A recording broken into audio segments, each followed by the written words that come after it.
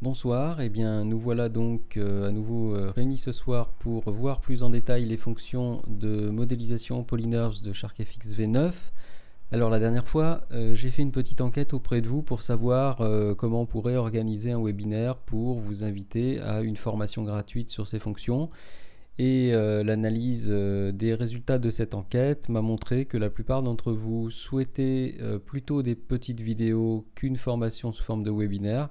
Et donc, afin que tout le monde puisse profiter de cette formation gratuite sur ces nouvelles fonctions, j'ai donc opté, je me suis rangé de votre côté, donc j'ai opté pour ces vidéos. Alors, je vais vous faire 2 vidéos, je pense, ça suffira largement, dont celle de ce soir, pour vous apprendre à utiliser les fonctions de modélisation en subdivision de polygones et en PolyNURBS de Shark.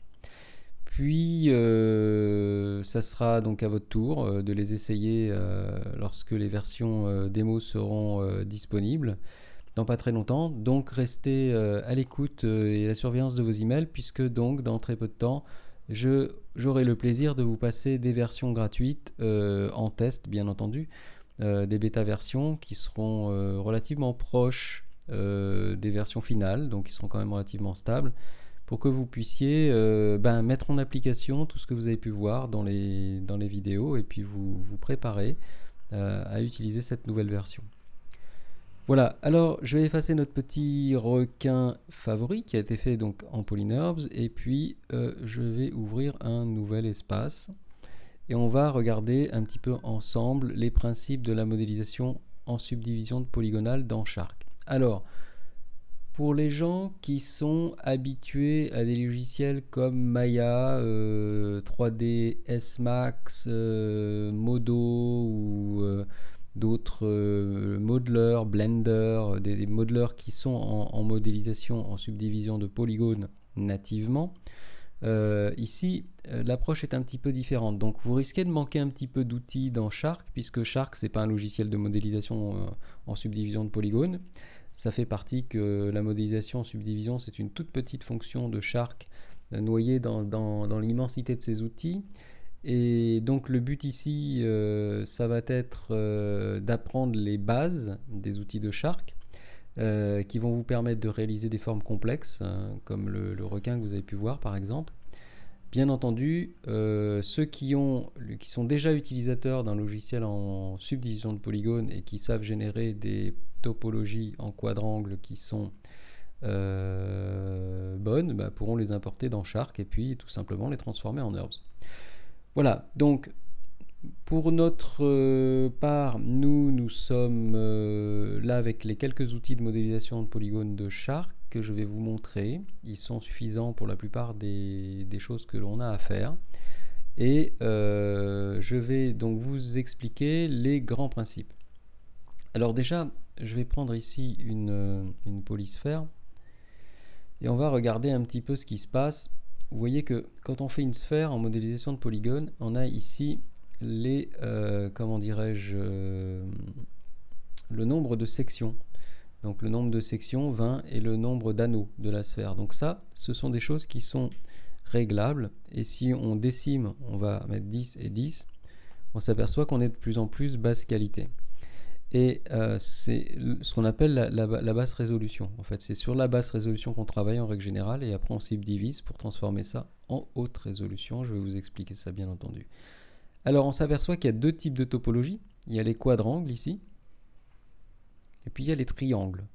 Alors pour ceux qui font de l'impression 3D, donc qui vont utiliser plutôt SharkLT V9, ça ne veut pas dire que SharkFX ne peut pas faire de l'impression 3D, hein. Bien entendu, qui peut le plus peut le moins. Mais SharkLT n'ayant pas le petit module qui permet de passer en subdivision de polygones en NURBS, il n'est pas concerné par la remarque que je vais faire maintenant.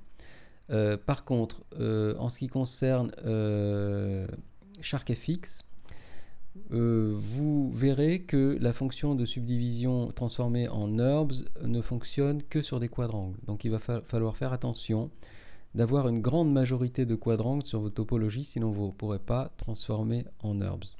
Donc évitez les triangles, et donc pour les utilisateurs de SharkFX, on va essayer de bannir la primitive sphère, puisque dans la primitive sphère, on a toujours des triangles.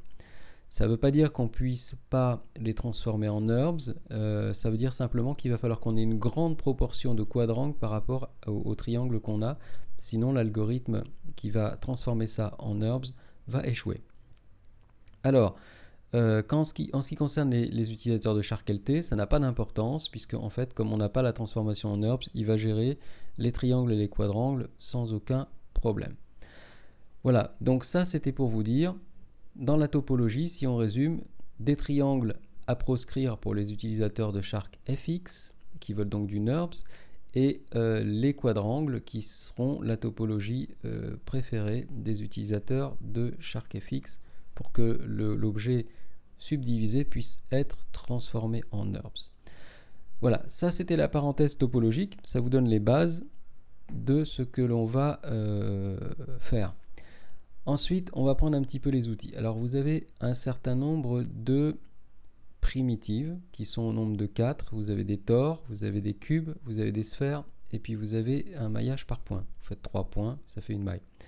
Alors, dans SharkFX, on va travailler ce qu'on appelle en box modeling, c'est-à-dire qu'on va prendre une primitive et puis on va la déformer, etc., etc. Donc là, par exemple, ici, on va faire un bloc. Alors je me mets, mettons, en trimétrique et je vais faire un bloc. Et on va regarder un petit peu les bases sur ce bloc. Alors vous voyez que ici, contrairement à si on avait fait un bloc avec les fonctions NURBS, on a accès à une hauteur, une longueur, une largeur. J'ai toujours mon interface en pouces, il va falloir que ça change un jour. Et si on va dans les données, on voit qu'on est ici en niveau de subdivision 0. Vous voyez ici qu'il y a 4, 4, 4. Alors qu'est-ce que c'est ces 4, 4, 4 ? Eh bien c'est le nombre de subdivisions actuelles, 4, ici 4 et 4 dans l'autre sens. Bien entendu, on peut changer et on peut donc décimer ce cube. Imaginons qu'on fasse 1, 1, 1. Là, on se retrouve dans le cas d'un cube qui est en polygone, mais qui ressemble vaguement à un cube qu'on aurait fait avec la primitive cube.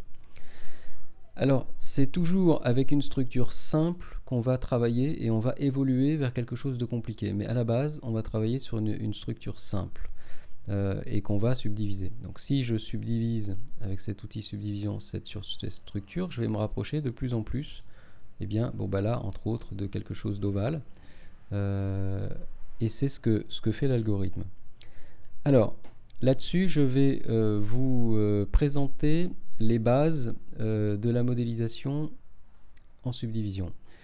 Alors, pratiquement toutes les opérations, sauf une, se font avec la flèche évidée. La seule qui ne se fait pas avec la flèche évidée, c'est la manipulation des points. Manipulation des points va se faire exactement comme avant. C'est-à-dire on fait un rectangle de sélection autour d'un point et puis on monte. Par contre, si on veut extruder, on prendra la flèche, on sélectionnera la face, on appuiera sur la touche Alt sur Mac ou sur la touche Ctrl sur PC, on va tirer la flèche, ce qui va me permettre d'extruder. Donc comme ça, on va pouvoir faire une rotation à la face, puis Alt ou Ctrl extrusion, rotation de la face, Alt, CTRL, extrusion. Alors à ce stade-là, ce qu'il faut faire attention, c'est que ici, on n'ait bien entendu pas d'écrasement de la matière. Ça, c'est important pour la suite. La suite étant la subdivision. Vous voyez, si je subdivise ici cet objet, ben on va se rapprocher de plus en plus de ça. Je reviens ici à 0. Et je vous montre maintenant les diverses possibilités. Alors, on va pouvoir éditer les points comme on a vu. On va pouvoir éditer les faces simplement en venant morpher ici. On tire sur la face. On va pouvoir bien entendu mettre à l'échelle cette face. Voilà, et on fait attention qu'à chaque fois on garde des quadrangles pour les utilisateurs de SharkFX. Ce sera utile pour la suite. Là par exemple, si on subdivise maintenant, une fois, 2 fois, 3 fois, donc on arrive à ce type de forme. Et donc si on a effectivement encore une machine relativement costaud, on va même pouvoir travailler directement à ce niveau. Donc ici, par exemple, si on prend cette flèche, qu'on sélectionne en fait cette face, on va pouvoir, mettons, sélectionner cette face, on va pouvoir tirer dessus pour morpher. On va pouvoir faire une échelle. Et on va pouvoir, bien entendu, extruder si on veut, en appuyant sur la touche CTRL sur PC ou ALT sur Mac, pour pouvoir faire une forme un petit peu plus complexe. Voilà, alors on peut jouer, donc, vous l'aurez compris, sur les faces. On peut jouer sur les vertex, comme je l'ai fait donc ici la dernière fois, en prenant cette fois-ci la flèche noire. On va pouvoir jouer sur les vertex. Et on va pouvoir jouer enfin sur, en sélectionnant avec la flèche noire toujours une boucle, on va pouvoir sélectionner, mettons, cette boucle, jouer sur l'échelle pour créer notre forme. Alors vous voyez par exemple les formes du genre manche de rasoir qui était carrément un cauchemar, manche de rasoir électrique, c'est carrément un cauchemar sur la V8, sont d'une simplicité déconcertante sur la V9, hein, grâce à ses capacités de venir morpher la matière directement. Donc, alors vous allez me dire, oui, ok, super, mais bon, moi ça, je voulais que ce soit un peu plat, pas que ce soit rond comme ça. Alors comment je vais faire pour contrôler la façon dont l'algorithme de lissage va venir interagir sur notre objet? Eh bien, c'est très simple.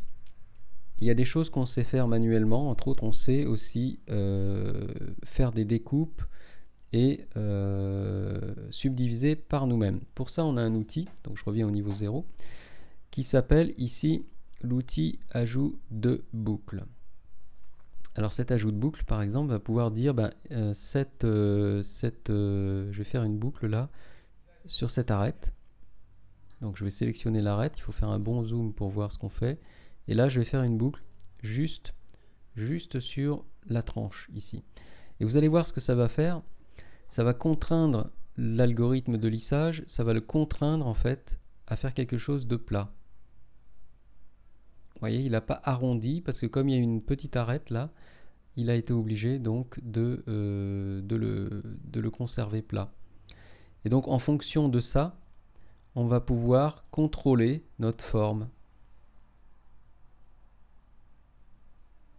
Vous voyez par exemple si j'annule la subdivision et que j'annule ma tranche, si je resubdivise, voilà, j'ai quelque chose de rond. Alors en contrôlant comme ça où est-ce qu'on va placer nos tranches, eh bien on va pouvoir contrôler la façon dont le subdiviseur, en fait l'algorithme de subdivision va travailler. Donc là je remets ma tranche ici. Voilà, par contre il faut bien zoomer pour faire les tranches, parce qu'il faut, plus elle sera près du bord, et bien entendu plus ça va être efficace au niveau du contrôle de la subdivision. Voilà. Voilà. Donc là je l'ai vraiment mis près du bord, donc hop, on va faire quelque chose de quasiment plat. Voilà, alors ça va pouvoir vous aider à créer des formes extrêmement complexes simplement en venant jouer sur ça. Donc la façon dont vous allez positionner les arêtes ici et la façon dont vous allez positionner les tranches que vous allez faire. Par exemple ici je vais faire une tranche là. Il faut bien zoomer pour faire les tranches par contre. Voilà. Et donc maintenant si je subdivise encore à nouveau, vous voyez que là cette fois-ci on a quelque chose pareil qui a été contraint à une certaine planéité. Voilà, c'est tout pour la subdivision proprement dit. On verra d'autres fonctions dans la prochaine vidéo. Je vais juste en fait faire une petite aparté sur des fonctions, parce que là, bon, pour l'instant, on a subdivisé des volumes hein, en quelque sorte, mais on peut aussi subdiviser des surfaces. Et donc, entre autres, on va pouvoir utiliser par exemple l'extrusion, ou on va pouvoir utiliser la révolution ou la peau, la révolution ici, ou la peau. Par exemple, si on fait quelque chose avec une révolution, par exemple ici, voilà, je fais une courbe de Bézier.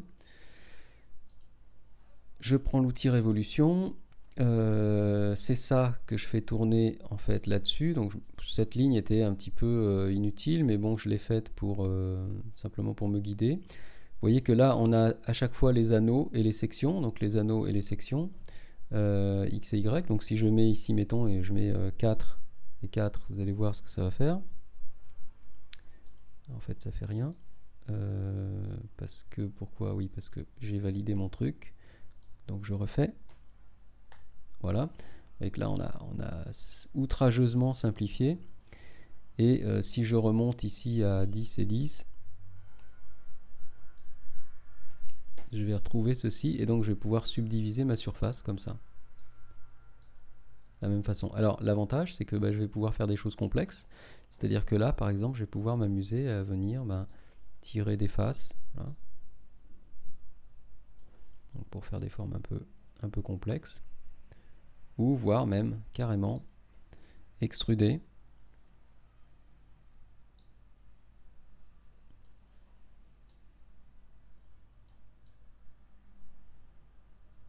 Voilà, on va en rester là pour ce soir. La prochaine fois, je vais vous faire une autre vidéo qui va concerner principalement les autres fonctions et puis surtout la fonction pont ou bridge qui est une fonction très intéressante et très puissante. Et ensuite, je vous passerai bien entendu les liens pour télécharger une bêta. Voilà, d'ici là, je vous souhaite une bonne soirée et je vous retrouve à très bientôt dans une prochaine vidéo.